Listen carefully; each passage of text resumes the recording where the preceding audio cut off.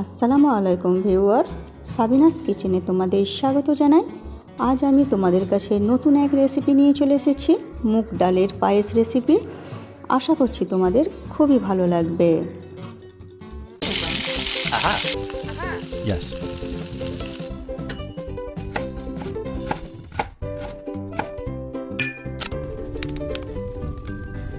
Wow! আমি এখানে কড়াই বসিয়ে তাতে 500 মুগ ডাল হালকা করে ভেজে নেব। হালকা যখন মুগ ডাল দিয়ে ভাজা সুন্দর গন্ধ বের হবে, তখন আমি বন্ধ করে পানি দিয়ে দুবার করে ধুয়ে নেব, নিয়ে চুলায় বসিয়ে সেদ্ধ করে নেব। আজ এই মুগ ডালের পায়েসের রেসিপিটি পুরাবি চন্দ দিদির জন্য এই রেসিপিটি স্পেশালভাবে বানিয়েছি। উনি চেয়েছিলেন রেসিপিটি। প্লিজ দিদি, যদি ভালো লাগে তোমার রেসিপিটি তাহলে কমেন্ট করে অবশ্যই জানিও। ডাল এইভাবে একবারে ভালো করে সেদ্ধ করে নিচ্ছি আমি।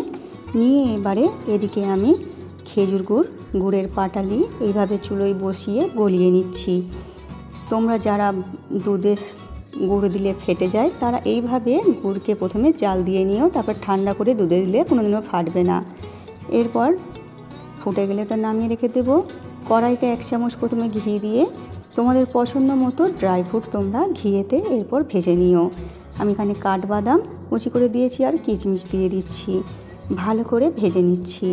এই ভাজা বাদাম যখন মুখে পড়বে তখন খেতে খুবই ভালো লাগে, তাই তোমরা অবশ্যই ড্রাই ফ্রুটগুলো ভেজে নেবে। ভেজে তুলে নিচ্ছি। এরপর আবার আমি কড়াইতে 1 চামচ ঘি দিয়ে দেব।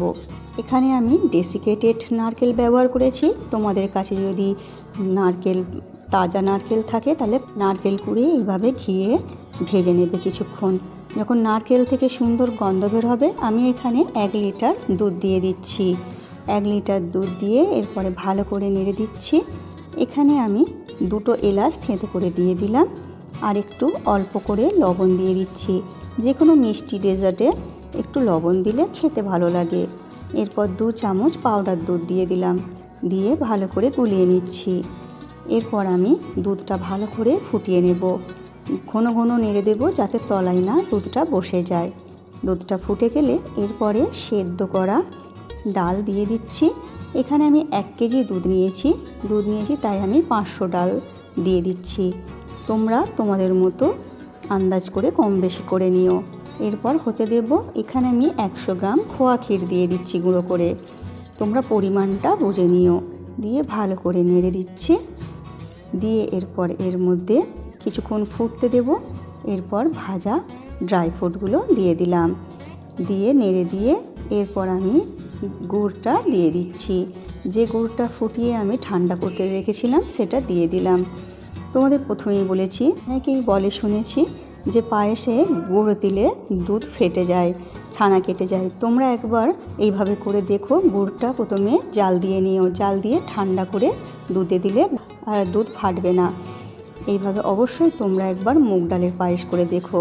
এরপর নামাবার আগে 1 চামচ ঘি ছড়িয়ে দিলাম। এই রকম ঘনত্ব রাখতে হবে, এটা ঠান্ডা হলে আরও ঘন হয়ে যাবে।